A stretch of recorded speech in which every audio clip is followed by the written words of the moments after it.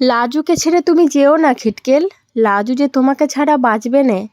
এমনটাই বলতে বলতে দৌড়ে আসতে থাকে লাজু। তাহলে কি অনুভবের সাথে দেখা হলো লাজুর? পুরোটা জানতে ভিডিওতে লাইক দিয়ে চ্যানেলটা সাবস্ক্রাইব করে দেখতে থাকুন। কোণে দেখা হলো সিরিয়ালের আগামী পর্বে আমরা দেখতে পাবো সুদেবদের ঘর থেকে লাজুকে উদ্ধার করে নিয়ে আসে অনুভবের দাদা আর অনুভবের বোন অনু। তারা সবাই মিলে গাড়িতে করে এয়ারপোর্টের উদ্দেশ্যে রওনা হয়। অনুভবের বোন অনু তার দাদাকে ফোন করে বলতে থাকে, দাদা তুই কিন্তু চলে যাস না, তুই আমার জন্য ওয়েট কর, আমি তোর সাথে দেখা করতে আসছি।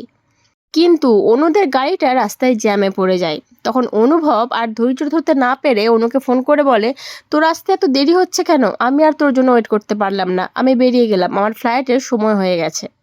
লাজু যখন বুঝতে পারলো যে এই জ্যামটা অতিক্রম করে যেতে যেতে ততক্ষণে তার খিটকেল চলে যাবে, তখন লাজু গাড়ির দরজা খুলে দৌড়াতে শুরু করে।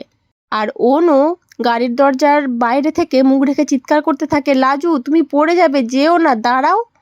লাজু কারোর কোনো কথা শোনে না, সে তড়িঘড়ি দৌড় লাগায়। আর এখন একটাই উদ্দেশ্য যে তার খিটকেলকে আটকাতে হবে, তার খিটকেল যাতে তাকে ছেড়ে না চলে যায়। এই ভেবে ভেবে লাজু পুরো পাগল হয়ে গেছে। লাজু রাস্তাতে এলোপাথারি দৌড়াতে থাকে, বলতে থাকে, খিটকেল তুমি আমাকে ছেড়ে যেও না খিটকেল, তোমার লাজু যে তোমাকে ছেড়ে এক দণ্ড থাকতে পারবে না, তুমি কি সেটাও বোঝো না? অনুভব গাড়িতে যেতে যেতে পিছন ফিরে গাড়ির জানলা দিয়ে দেখে যে লাজু দৌড়ে দৌড়ে আসছে। সঙ্গে সঙ্গে সে গাড়ি থামিয়ে গাড়ি থেকে নেমে যায়। আর লাজু দৌড়াতে দৌড়াতে আস্তে আস্তে একটা ইঁটে ধাক্কা খেয়ে একদম হুমড়ি খেয়ে পড়ে অনুভবের গায়ের উপরে। অনুভব তার হাতটা ধরে তাকে থামিয়ে নেয়। লাজু মুখটা তুলে অনুভবকে দেখে বলে, খিটকেল তুমি যাওনি তো এখনো? দেখো আমি চলে এসেছি, তুমি আমাকে ছেড়ে যেও না খিটকেল, আমি তোমাকে ছেড়ে থাকতে পারবো না। তখন অনুভব লাজুর মুখটা তুলে লাজুর চোখের জলটা মুছিয়ে দিয়ে বলে, পাগলি তুমি কি করে ভাবলে যে আমার লাজুকে ছেড়ে আমি চলে যাব? কখনো পারি? আমার লাজুকে ছেড়ে আমি কোথাও যাব না, আমি তোমার কাছেই থাকবো লাজু।